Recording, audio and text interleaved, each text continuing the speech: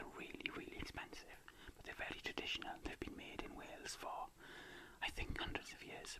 The pattern's really traditional, and every few years they change the colours. So this one, as you can see, is really 70s, but you can get ones that are brown and pink and orange, blue, earth colours. They're really lovely. So I hope you like this as a background. So here's the book. It's the book of Hob Stories by William Mayne, and it's been illustrated by Patrick Benson. You can see the illustrations are really beautiful.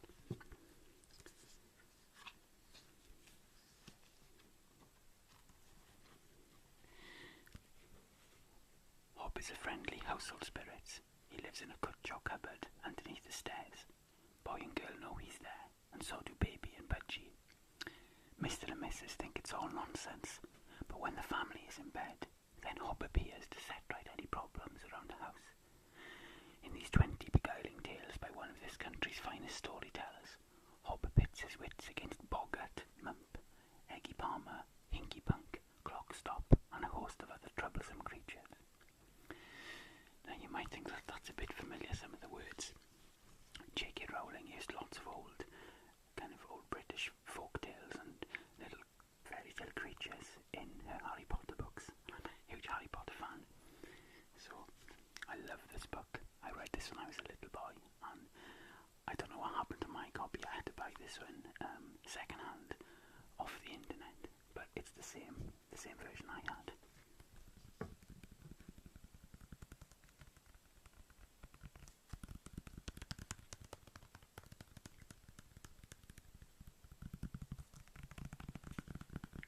I always like reading from hardback books. I feel a bit like, I don't know, like I'm in Jack and Ori or, in a story myself. Okay, so let's get started.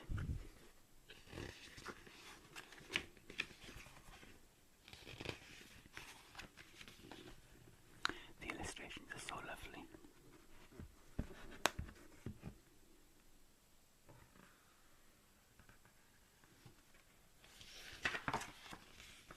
And there's loads of stories as well. So this story is called Hob and Boggart. Who lit the twiggy fire in the ashes of the hearth and filled the house with smoke in the middle of the night? Mr. asked the question. Mrs. wants to know. Boy and girl did not do it and cannot tell.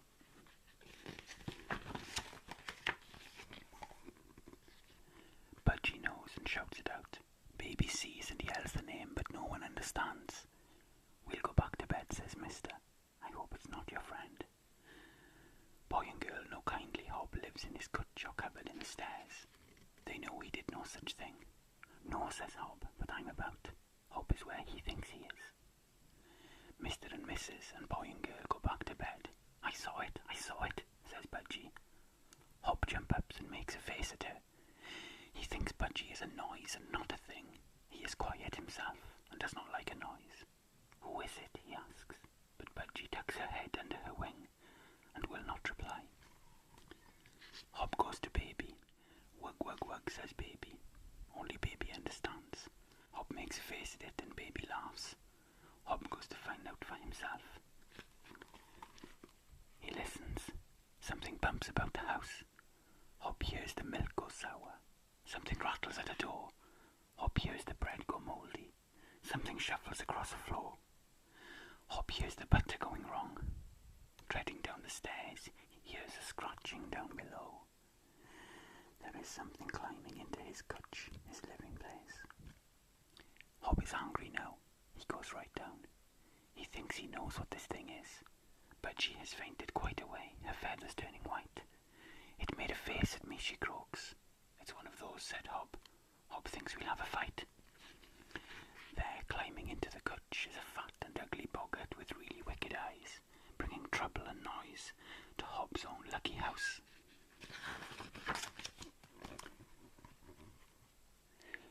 Good night, Hob, says Boggart. You'll have to move. But Hob knows how to deal with Boggart. We're all off, he says cheerfully. We're flitting, don't you know? We're doing it to trick you. Silly Hob to tell me then, says Boggart, climbing out. Where do we go? Wait a bit, says goes for a wheelbarrow and puts a box on it. "Room for you in here," says Hob, and Boggart clambers in, mean and greedy. Hob wheels him away.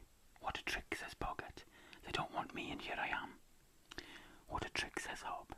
"Here we are," and tips the barrow into the river, box, Boggart and all, and they float away. "Wet house," says Boggart, and Hob says goodbye.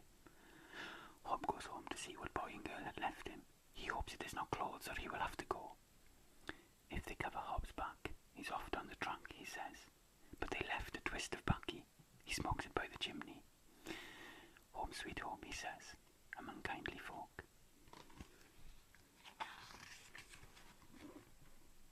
Hob and Nobody. "It is a lucky house," says Mister, coming down the morning stairs. "A happy house," says Mrs. "We like it here," say boy and girl, and we know why. They think the friendly Hob lives underneath the stairs in a little cutchock cupboard. "What nonsense then," says Mister. "Now where are my waistcoat and my hat? Who has seen them?" Nobody has seen them. "And where are my apron and the tea cosy?" says Mrs. "Who has moved them?" Nobody has moved them. "And where," says boy, "are my soccer boots and my satchel?" Nobody has touched them. "And where are my ribbons and my skipping rope?" says girl. Nobody knows. Baby calls out for his bottle. Nobody hears. Hob in his cutch, fast asleep, wakes up and wonders. "Hob has heard," he says. "Hob and Nobody. Nobody knows better, and nobody knows worse." Mister finds his waistcoat and his hat. Mrs. finds her apron and the tea cosy. Boy finds his soccer boots and his satchel. Girl finds her ribbons and her skipping rope. They have all been put tidy by the fireside. "Mischief did that," says Mister, looking at boy and girl. "Nobody knows," says Mrs. "Nobody cares," says Budgie in her cage.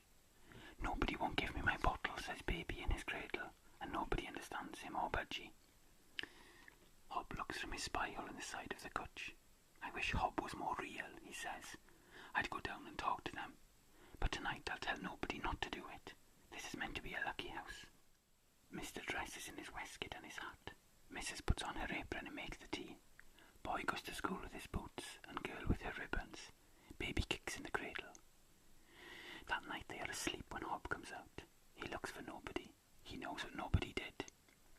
Nobody gave him clothes, waistcoat, apron, boots, ribbons. "Nobody wants Hob to go away," says Hob. He knows what he knows.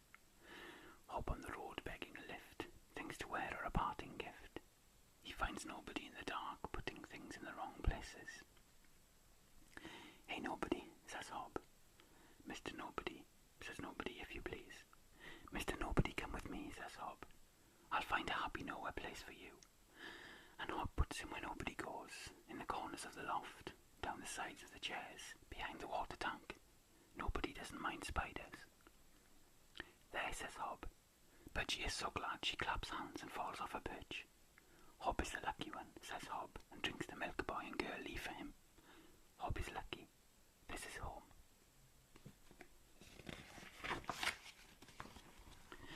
Hob and the black hole.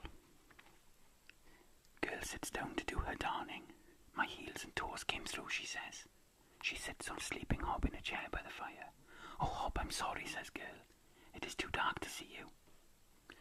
"Do your work and don't pretend," says Mrs. "There's such a lot to mend just now." "I sat on poor Hob," says girl. Hob gets up and walks to his own cutchock cubby hole. "Look," says girl. "I can't see that," says Mrs. And then they mend and darn. Hob gets into his cutch. He slept in the chair because the cutch is draughty. There is a hole in the wall, not his eye hole, spy hole, but a big and cold one. He shivers. Mister says there's a round hole in the window, very strange. Boy says there's water in my shoe, a hole in the sole. "There's something about," says Hob. Hob knows the signs. He closes his eyes until night. Then something crawls up to Budgie. Budgie worries she can't see it. "It's trying to get into the cage," she squeals. "It can have you," says Hob. Budgie rings her bell and he has to go to help. Hob cannot see it either. He can only see there's nothing there. There is an empty space. The empty space is sucking up Budgie's seeds. "What are you doing here?" Hob asks. Hob wants to know. "Don't talk," says Budgie. "Peck it to death." I'm lost, says the thing. I'm a baby black hole. I can't eat hard things like Mummy can, and I feel ill and I want to go home. No wonder you feel ill, says Hob. You've been eating toes of socks and soles of shoes. I was lying on the floor, says the baby black hole. On your way up here, you ate the side of my cutch, says Hob. But come with me, we'll find your Mummy. Very carefully, he picks the baby black hole from the side of the cage. If a black hole nips you, that piece is gone forever.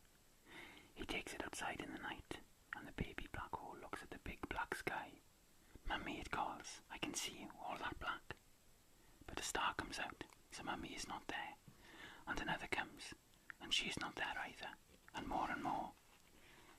The baby black hole cries a little tear into itself, and all the sky comes bright, except for one dark corner. And that corner comes nearer and closer, and picks up the baby black hole, and off they go together, Mummy black hole and baby black hole. Hob goes in and counts himself. He is all there. Black holes never leave you a present, but boy and girl have left him a piece of wood to mend his cutch. Can't eat it, says Hob, but I'm not hungry somehow, and off he goes to bed with it. Well, that's all I'm going to read now. Hopefully you enjoyed. If you'd like me to do any more of these, please suggest the book, or if you'd like me to carry on with this one, or basically anything. Okay, see you soon. Bye.